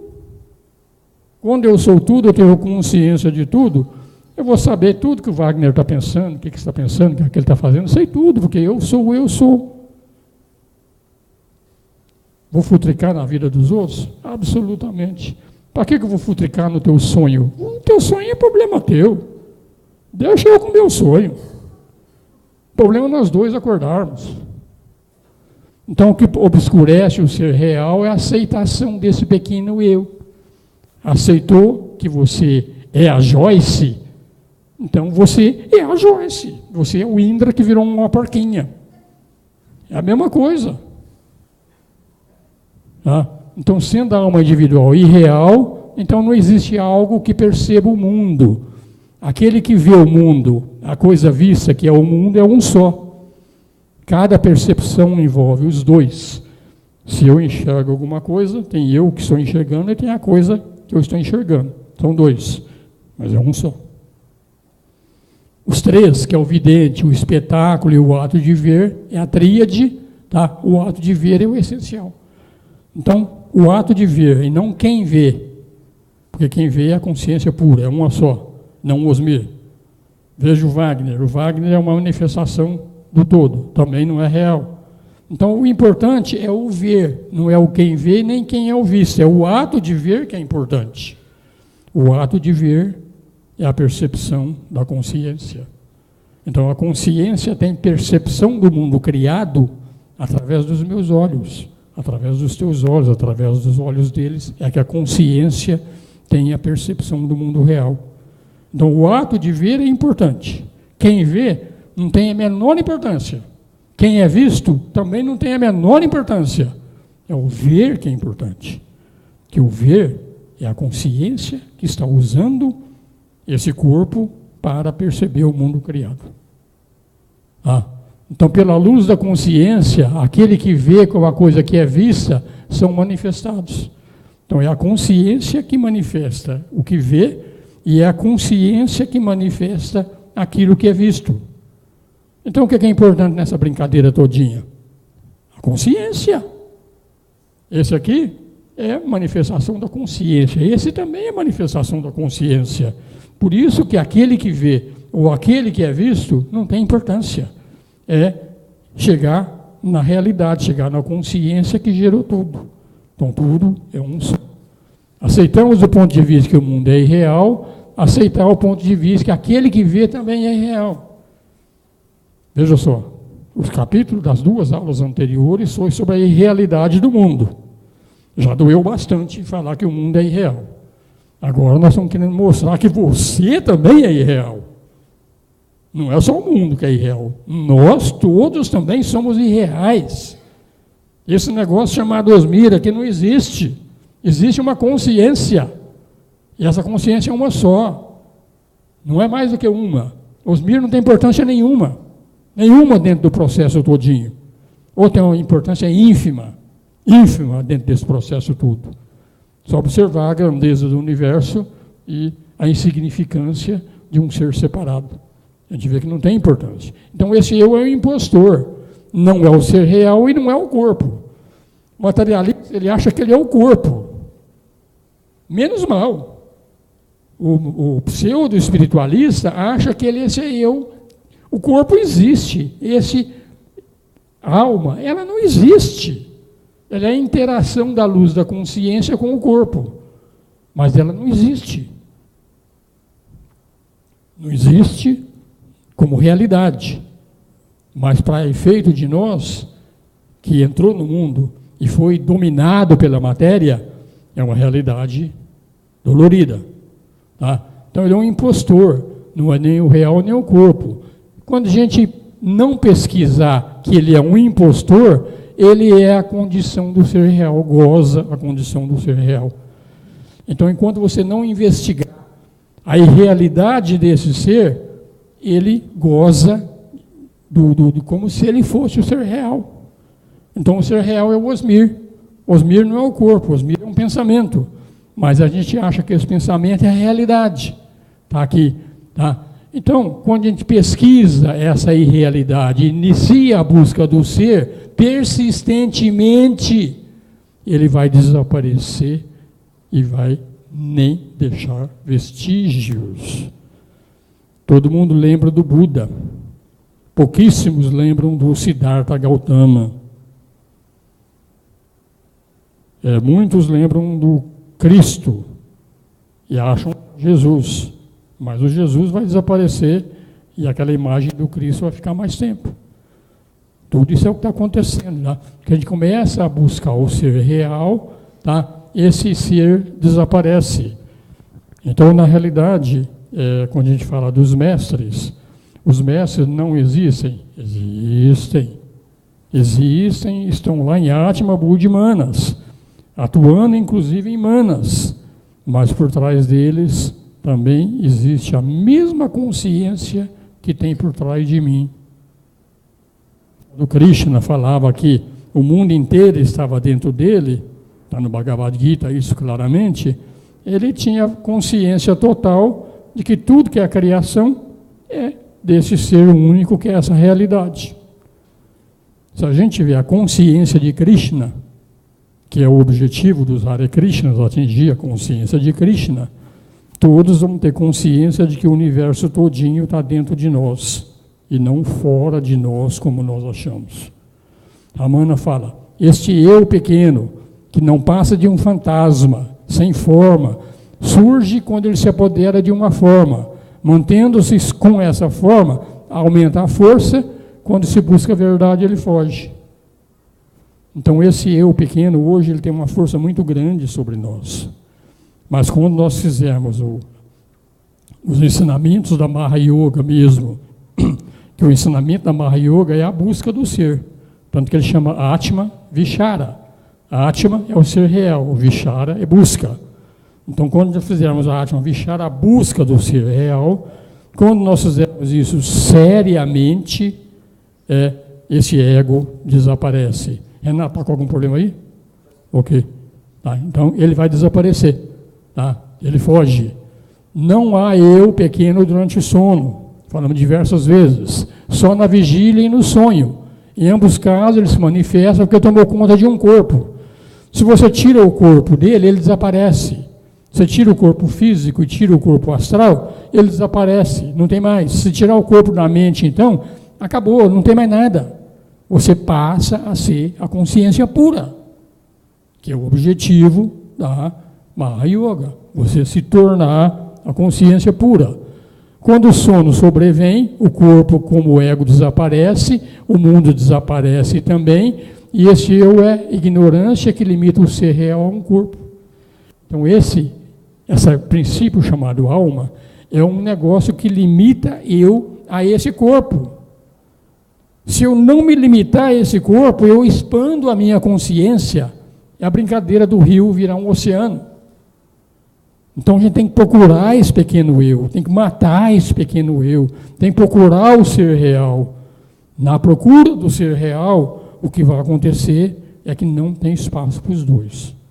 Ou é o ser real, ou é esse pequeno eu. Deu espaço para o ser real, o ego simplesmente, do dia para a noite, desaparece. O Siddhartha virou o Buda. O Jesus se tornou o Cristo. Cada um de nós aqui vai se tornar algo muito maior do que nós somos. Mas eu volto a dizer, especialmente para o Cícero, cadê ele? Sumiu? Está no banheiro, né? Não tenham medo dessa brincadeira, porque quando o Siddhartha se tornou o Buda, o Siddhartha fazia parte da consciência como um todo. Não há perda nenhuma. Tá?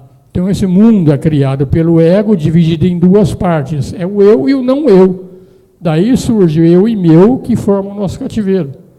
Enquanto tiver eu e meu, estamos presos no cativeiro. Estamos presos. O cativeiro é a aplicação da noção de eu a um corpo. Então, veja só, a consciência pura está aqui dentro de mim, como dentro de vocês.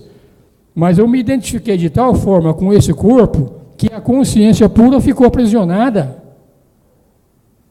Então, a consciência pura está dentro da gente. E o símbolo disso é a cruz que nós somos. Nós somos uma cruz. Está o eu aprisionado. Porque esse consciência pura está identificado com a forma. Perdeu a identificação, pronto, acabou a brincadeira. Tá?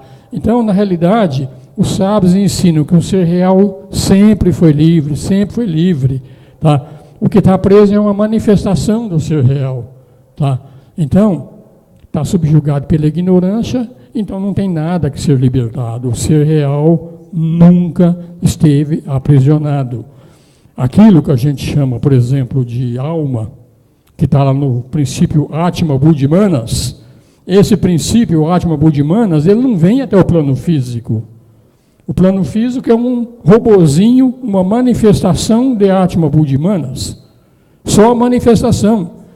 Mas a Atma Buddhimanas, enquanto nós estamos presos aqui no corpo como consciência, aqui nesse corpo, a Atma Buddhimanas tem a vida plena dele lá no plano dele. É só parte dele que está manifestada, que está aprisionada. Se essa parte de Atma Buddhimanas está aprisionada em mim e eu liberto, o único jeito de eu libertar ela é eu me tornar Atma Buddhimanas. Quando eu me tornei Atma Buddhimanas, o ego não existe mais. Acabou. O rio virou oceano. Então, esse princípio Atma Buddhimanas nunca mais vai gerar outra personalidade, porque não precisa mais, ele dominou a matéria. Ele chegou aqui e não virou um porquinho que nem o Indra virou. Dominou a matéria. O domínio da matéria é quando você se entrega realmente ao princípio Atma Buddhimanas e você se torna Atma Buddhimanas. Você se tornou, não existe mais ego. Ele nunca existiu. O que existia era ignorância. Só a ignorância. Tá? Então o sábio, por não ter a noção de ser outra coisa, o sábio que sabe que ele é o ser real, ele não é consciente do cativeiro. É o caso do Ramana. O Ramana estava encarnado, a consciência pura encarnada, e essa consciência pura encarnada parecia que ele estava preso, mas ele tinha consciência total de que ele era consciência. Então aquele corpo era integralmente obediente aos princípios superiores. Não tinha mais desejos, não tinha aversões, não tinha medo, nada. Tudo isso, desejo, aversão e medo, tudo é por causa desse safado chamado ego. É ele que tem tudo isso, que ele tem medo de desaparecer. O que a consciência vai ter medo de quê? Se ela é divina, onipotente, onipresente, onisciente, nunca foi criada, nunca vai desaparecer. Ter medo do quê? Então, medo é inerente ao ego. E a gente gosta desse ego, a gente não quer largar a mão dele de jeito nenhum. Então, é o que a gente está fazendo. O cativeiro é um pensamento, tá? Mas ele tem utilidade. Que quando a gente acha que a gente está num cativeiro, que nós nunca tivemos, a consciência pura é livre, nós achamos que estamos num cativeiro e se induz pessoas inteligentes a essa pesquisa. Estou chamando vocês tudo de inteligentes, gente. Está todo mundo aqui procurando. Mas é a realidade.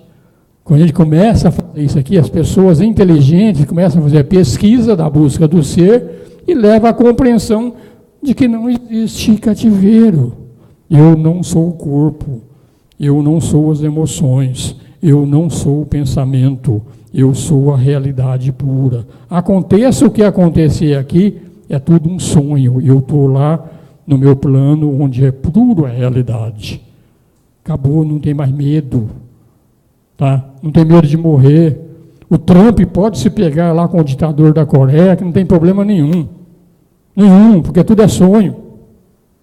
Tá? Eu recebi um e-mail essa semana de uma pessoa falando, o que vai acontecer com a Coreia? Aí eu respondi, o que interessa?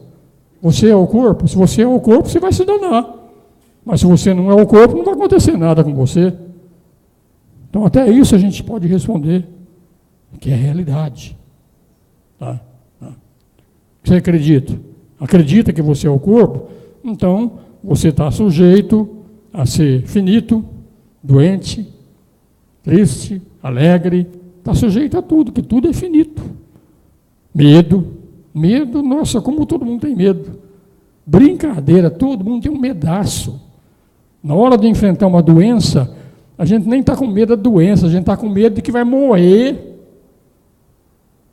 Por que eu estou com medo de morrer? Porque eu sou o corpo. Estou com medo. E quem é que não tem esse medo aqui? Vamos responder, gente. É só vir uma manchinha diferente aqui, que a gente já quer fazer uma tomografia já para ver o que está acontecendo. Medo. É ruim cuidar do corpo? Não, temos que cuidar do corpo. Faz parte da obrigação da consciência manter um corpo para poder manifestar. Mas o medo nosso é tão grande que virou uma doença. Doença de cuidar excessivamente do corpo. Tá? O cativeiro é inerente ao sentido do eu menor. Não deixará de existir enquanto o eu sobreviver. Então, enquanto o ego sobreviver, o medo vai estar sempre inerente. O eu está privado do gozo de liberdade. Aí ele nunca vai ter. A liberdade é coisa do espírito. Como o eu nunca vai ser o espírito, essa entidade fantasma, então o eu nunca vai ter liberdade. Nunca. A liberdade só vai existir quando você se tornar a consciência pura. Porque sendo a consciência pura, aconteça o que acontecer com o corpo, que não tem a menor diferença. Aí você tem liberdade. Enquanto você tem que cuidar do corpo, você está preso. A gente via isso no Ramana, com câncer. Todo mundo queria que ele operasse, que amputasse, que fizesse isso, que fizesse aquilo. Ele não queria nada. Ele deixou fazer alguma coisa lá para, como se diz, né, para atender os discípulos dele que achavam que ele estava sofrendo. Mas nem isso, não cuidava. Gente, nós temos uma consciência tão grande por trás da gente, que o dia que a gente tem a confiança nessa consciência, não existe doença. Ou existe doença inerente à velhice, essas coisas aí, que tudo vai acabar. Mas não existe mais, porque a consciência, ela tem um poder infinito sobre nós. E a gente parar um pouquinho para pensar, a gente vê que é verdade. É só observar. 99% do que o nosso corpo faz, nós não temos consciência. Não tem. Todas as atividades neurovegetativas que nós não temos, pela consciência do eu pequeno, nós não temos nenhuma influência nela. Nenhuma. Nem no processo digestivo, respiratório, endócrino. Nada disso nós temos consciência do ego operando essas coisas. Mas existe um eu maior cuidando de tudo isso.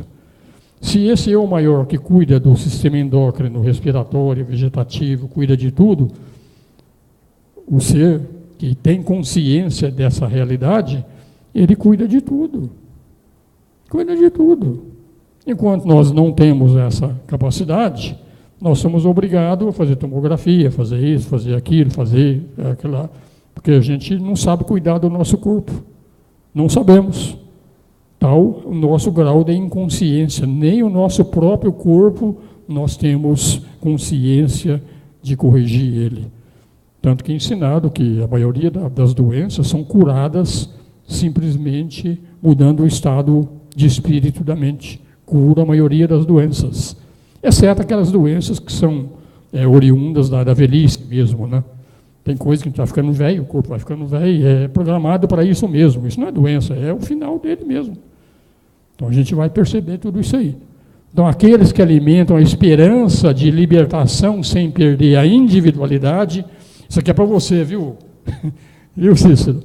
Quem alimenta a esperança de ter a libertação sem perder a individualidade, estão condenados ao desapontamento. Esse pequeno eu não existe. Ou ele existe ou existe a consciência. Opção tua. Se a opção é ser o pequeno eu, nada a ser feito. Nada a ser feito. Se a opção é ser o ser real, liberado. Seu Zir, Oi. enquanto aspecto Boa noite. Enquanto aspecto simbológico, digamos assim, metafórico, o exemplo que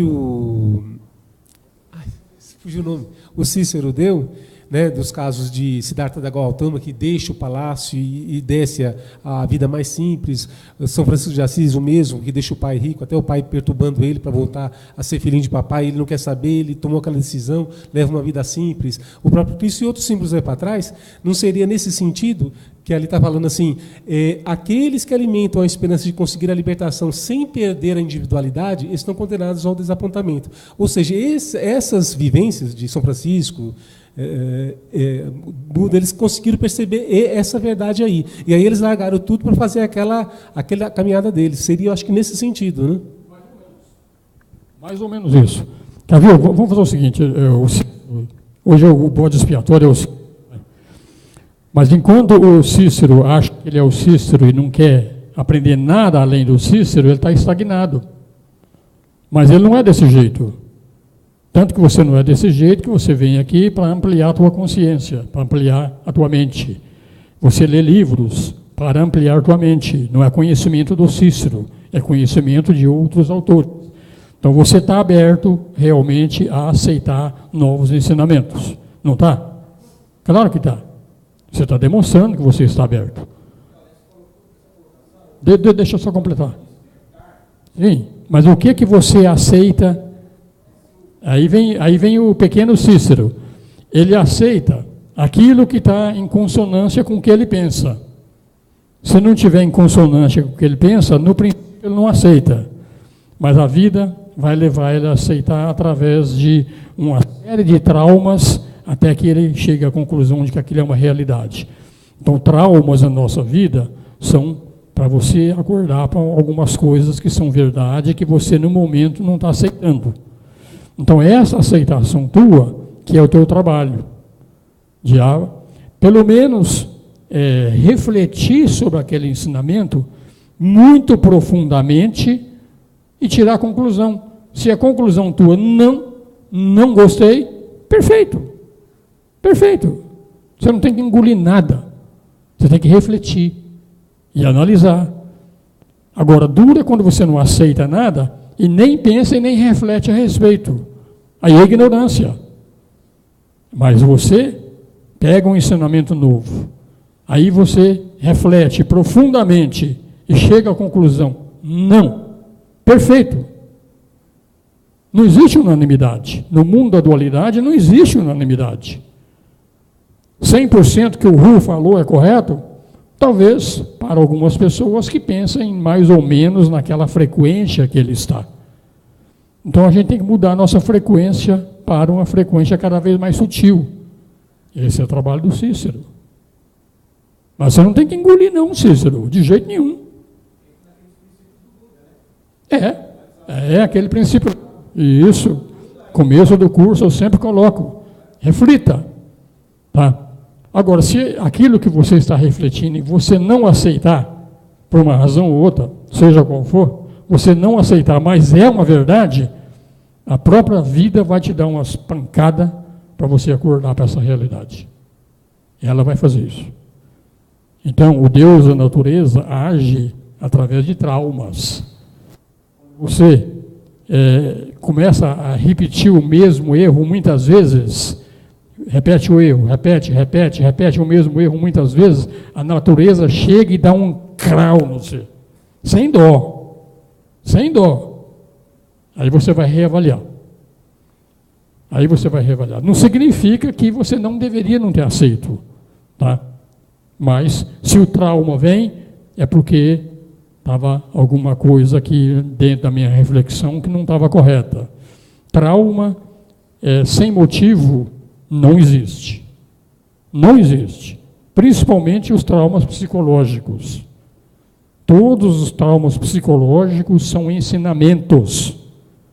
Então você tem que trabalhar aquilo. Agora, se a gente insiste em não trabalhar, aí realmente a natureza, o Deus da natureza, vai colocar na tua frente situações que vão te obrigar a fazer aquilo. O ensinamento, você aprende pelo amor ou aprende pela dor. Mas a reflexão, se você vai aceitar ou não vai aceitar, ela é inerente a você e só você pode responder isso. Tá? Então, as religiões sagradas esperam alcançar, né, a verdade, conservarão a individualidade, e são tão irreais quanto esse mundo. E são a grande maioria.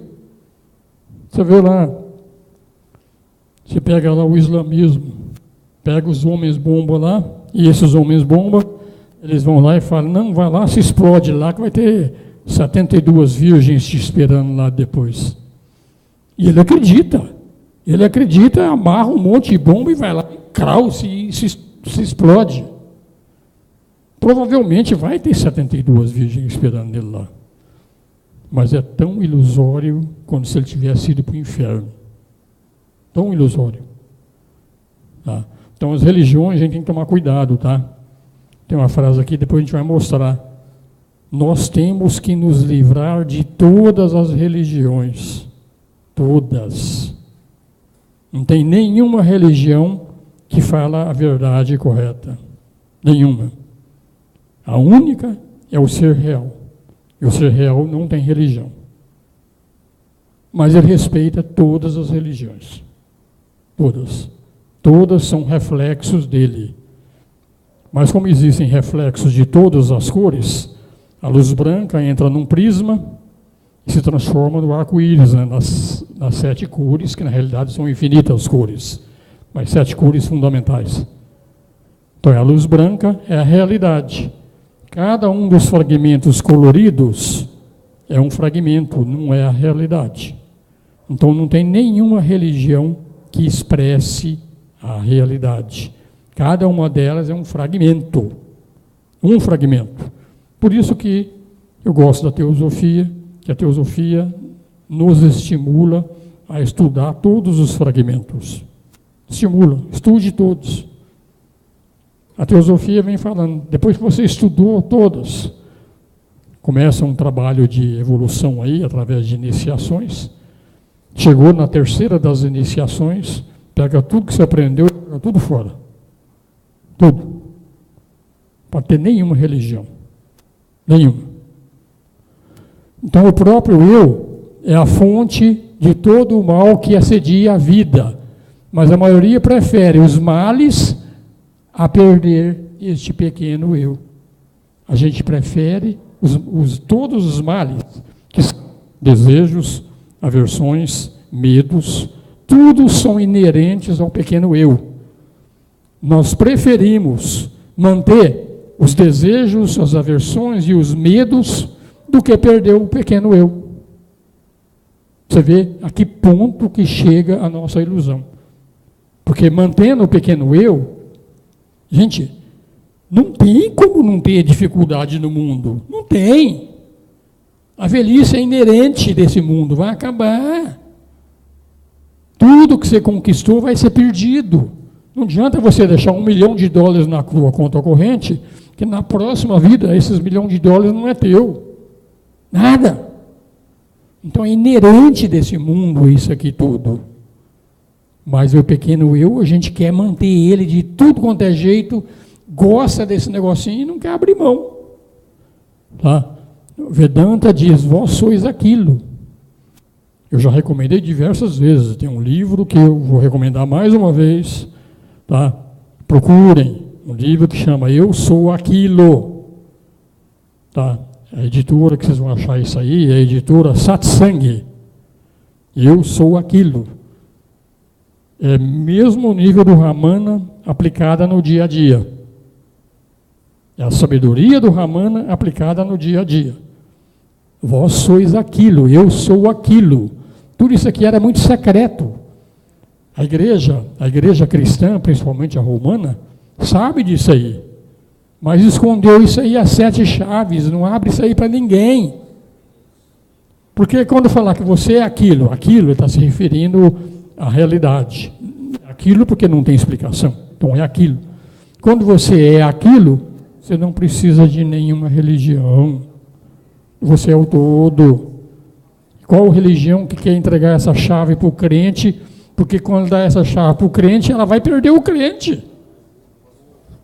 Ninguém quer fazer isso. Ninguém. Então, vós sois aquilo, era secreto somente para discípulos provados, mas atualmente é acessível a todos, totalmente acessível. Tanto que é acessível, como estou falando, é um livrinho de 500 páginas, eu sou aquilo, lá está escrito tudo que a gente precisa saber no nosso dia a dia, tudo. E vai te mostrar que você é aquilo. Quando você é aquilo, então, acabou, tu não tem mais religião, tá? As consequências, tá?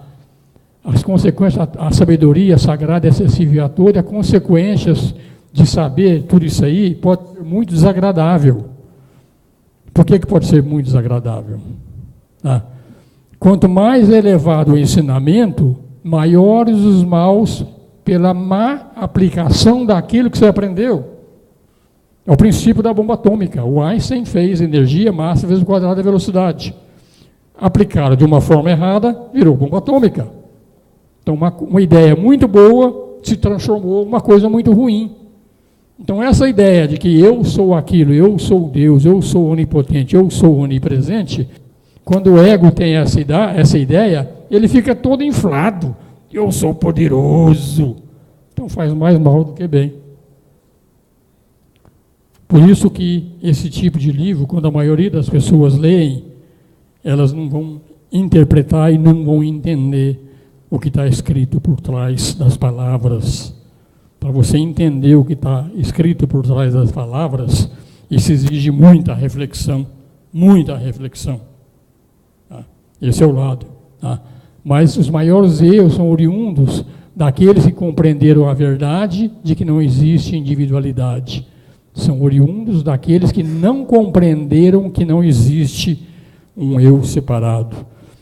Aqueles que têm a consciência de que todos nós somos uma consciência única, ninguém vai fazer mal absolutamente para ninguém mais. Nunca mais. Que tenha a consciência que todos nós somos essa consciência. Agora, aquele que não tem consciência disso, faz um erro, faz um estrago danado. Um outro exemplo que a gente pode citar aqui, de um grande ensinamento, foi na própria Sociedade Teosófica. Blavatsky falou da raça pura, da quinta raça, da raça ariana, que era superior a todas as outras. Mas ela estava falando no sentido espiritual. O Hitler foi lá e no Mein Kampf transformou que o alemão era raça pura e tinha que acabar com todas as raças inferiores. Então, um ensinamento que, a princípio, era bom, fez a origem de toda a carnificina que aconteceu com os judeus e com outros seres também, que tinha que exterminar todos os anteriores. Então, a ideia, ela pode ser boa, mas, principalmente, as ideias que geram poder, que dão força, que dão poder para as pessoas, não devem ser ensinadas antes da hora.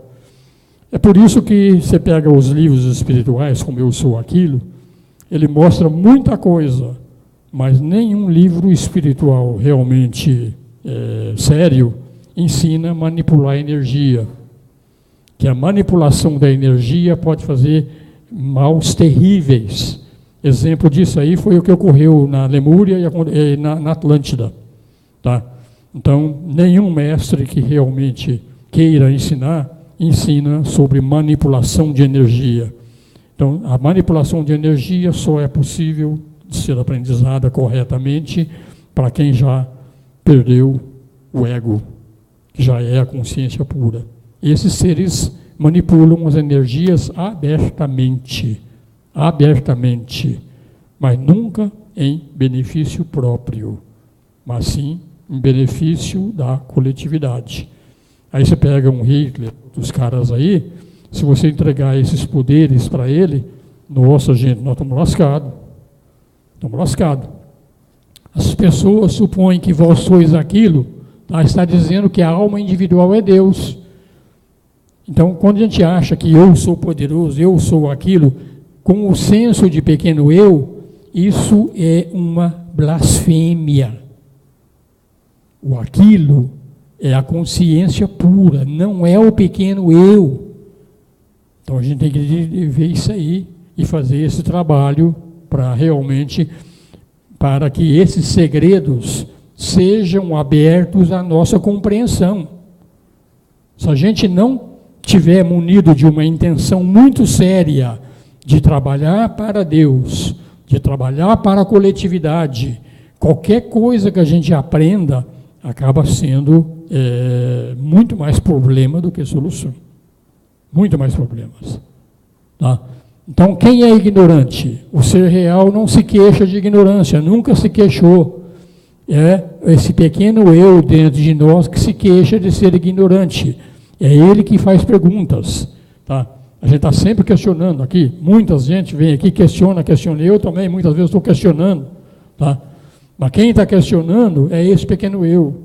Porque se nós somos a consciência pura, nós somos oniscientes. Se nós somos oniscientes, nós não temos nenhuma dúvida. Nós temos aquilo que nós precisamos a cada instante. Então, o ser real não pergunta. Tá? Esse eu não é o corpo, nem o ser real é alguma coisa, é a coisa que existe entre o corpo e a consciência. É esse pequeno eu. Tá? O sentido correto de vós sois aquilo, para entender o que é isso aqui, ó. Você não é o corpo, não é os sentidos, não é a mente, não é a força vital, nem é o pequeno eu. Vós sois aquilo que brilha como o puro eu sou, quando pela renúncia ao pecado original, pela busca do eu real, a mente seja extinta no coração, aí vós sois aquilo. Ou seja, gente, nós só vamos ser realmente essa coisa quando o ego deixar de existir. Deixa no coração. Alguém me fez uma pergunta aí sobre a diferença da meditação. Foi pela internet.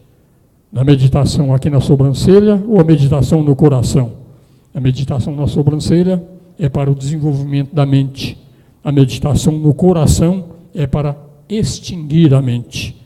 Então, o processo de extinção passa pela extinção do ego. Então, o coração espiritual é a consciência pura. Então, quando a consciência pura está presente, não tem nenhum sentido em mais desenvolver a mente, que você se torna uma coisa muito superior à mente. Então, o homem religioso, ele é dominado pelo pequeno eu, como também o cético também é dominado pelo pequeno eu. O homem religioso raramente está sossegado, porque vê tanta gente e tantas crenças diferentes das suas. Normalmente, quem é muito religioso, ele quer impor a tua religião a todos os outros crentes. Ele anseia por uma época em que todos os homens venham a ter uma só religião. Esse é o anseio do religioso, desde que seja a tua religião. Eu anseio que teosofia é a verdade absoluta. Então, todo mundo é teosofista, porque é a minha, não é? A gente não pode ter nenhuma religião. Nenhuma. Então, esse é o lado. Então, a gente aceita todas, mas não tem nenhuma. A gente tem que ser, mesmo estando dentro de uma determinada filosofia, problema nenhum. Você está dentro de uma determinada religião. Todas elas são, como eu falei, a luz branca passa por um prisma e se transforma em diversas cores. Então, cada cor é um pedacinho da realidade. Então, para você perceber a realidade, você tem que ser todas as cores, e não uma só individualmente. Então, a gente tem que ser católico, a gente tem que ser protestante, a gente tem que ser budista, a gente tem que ser hinduísta, tem que ser Seixinoye, tem que ser tudo. Mas não pode se apegar a nenhuma delas. E jamais a gente vai poder falar, essa aqui é melhor do que aquela outra. Não existe. Não existe. Quando chegar nesse estágio, você se torna a luz branca, que originou todas as outras cores. Não deu para acabar esse capítulo hoje, não, mas não tem problema não. Estou no 81, tá? Já são 9h30 praticamente. Então vamos parar por aqui hoje, gente.